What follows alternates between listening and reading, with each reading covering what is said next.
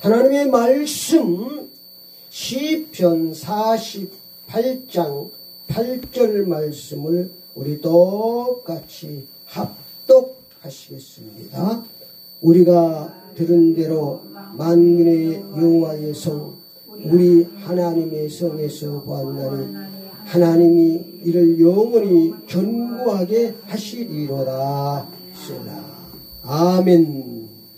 오늘 하나님 말씀 제목을 영원히 견고한 축복, 영원히 견고한 축복, 이런 제목으로 함께 은혜를 받겠습니다. 우리 인간의 힘과 능력으로는 영원히 견고한 축복을 누릴 수가 없습니다. 우리 인간은 다 죄를 가지고 살기 때문입니다. 로마 3장 23절에 모든 사람이 죄를 범하였음에 하나님의 영광에 이르지 못하더니, 로마서 6장 23절에 죄의 싹은 사망이라고 말씀하셨습니다. 새는 녹이 슬면 부식되고 무너집니다. 우리 인간은 죄 때문에 영원히 견고한 축복을 누릴 수 없습니다. 그러므로 영원히 견고한 축복을 누리고 살려면 가장 먼저 죄의 문제를 해결받아야 합니다. 그런 줄 아시고 하나님께서 우리의 힘으로는 우리의 죄의 문제를 해결할 수 없기 때문에 하나님께서 우리를 사랑하셔서 독생성자 예수 그리스도를 이 땅에 보내셔서 십자가에서 몸 바쳐 피 흘려 죽으시고 부활 승리하셔서 우리의 죄의 문제를 다 해결하신 줄 믿습니다. 마태복음 1장 21절에 아들을 낳으리니 이름을 예수라 하라. 이는 그가 자기 백성을 그들의 죄에서 구원할 자이심이라. 아멘. 우리를 죄에서 구원하시기 위해서 성자 예수 그리스도께서 이 땅에 오신 것입니다. 그래서 죄의 문제를 다 해결하시고 부활 승리하신 예수 그리스도를 믿으면 죄에서 구원받습니다. 죄의 문제를 해결받습니다. 죄에서 해방되는 것입니다. 로마서 10장 9절 말씀에 내가 만일 내 입으로 예수를 주로 시인하며 또 하나님께서 그를 죽은 자 가운데 살리신 것을 믿으면 구원을 받으리라. 아멘. 로마서 10장 8절 9절에 우리가 살아도 주를 위해 살고 죽어도 주를 위해 죽나니 그러므로 사나 죽으나 우리가 주의 것이로다. 이를 위하여 그리스도께서 죽었다가 다시 살아나시니 곧 죽은 자와 산 자의 주가 되려 하심이라. 이 땅에 사는 동안 모든 죄의 문제를 완전히 해결하시고 부활 승리하신 예수 그리스도를 나의 주, 나의 하나님을 믿고 살면 하나님께서, 전능하신 하나님께서 우리를 영원히 견고한 축복의 삶으로 축복하십니다. 하나님께서는 우리에게 영원히 견고한 축복을 주시기를 원하십니다. 시편 48장을 통해서 잘 말씀하고 있습니다. 하나님께 영원히 견고한 축복을 누리고 살려면 40편 14절 말씀해 보니까 이 하나님은 영원히 우리 하나님이시니 그가 우리를 죽을 때까지 인도하시려다.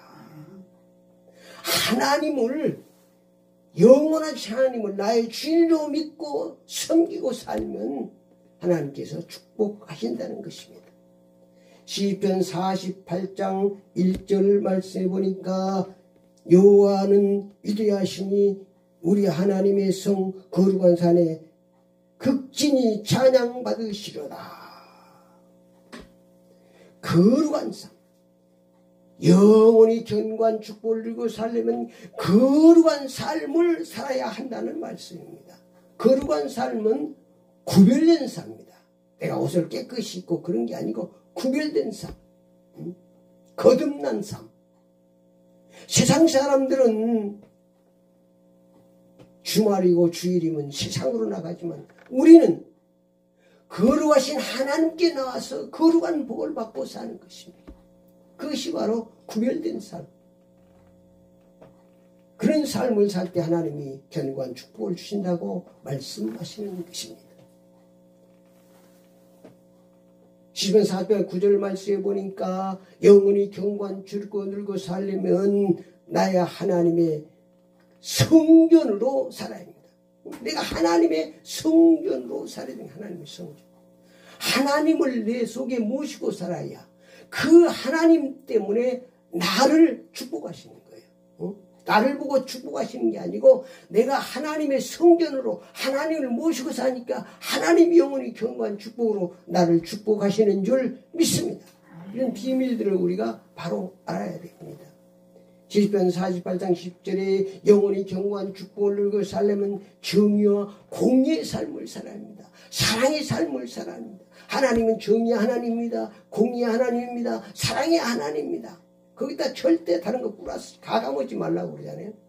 그러니까 우리가 이 땅에 사는 동안 그냥 원수도 사랑하라고 그랬고 나를 미워하는 자도 사랑하라고 그랬고 불신자가 잘 되는 것도 절대 판단하지 말고 하나님 앞에 다 맡기라는 거예요. 하나님이 공의 하나님이 정의 하나님이 사랑의 하나님이 완전하게 해결하실 줄 믿습니다. 괜히 우리가 죄질 필요가 없는 것입니다. 하나님 앞에 맡기는 거예요. 하나님이 공의와 정의 하나님이신데 하나님이 다 알고 계시고 나쁜 일 하는 사람 다 알고 계시고 악한 자도 다 알고 계시고 악한 자도 악한 날에 몽둥이를 쓰신다고 그랬어요. 근데 우리가 판단할 필요가 없어요.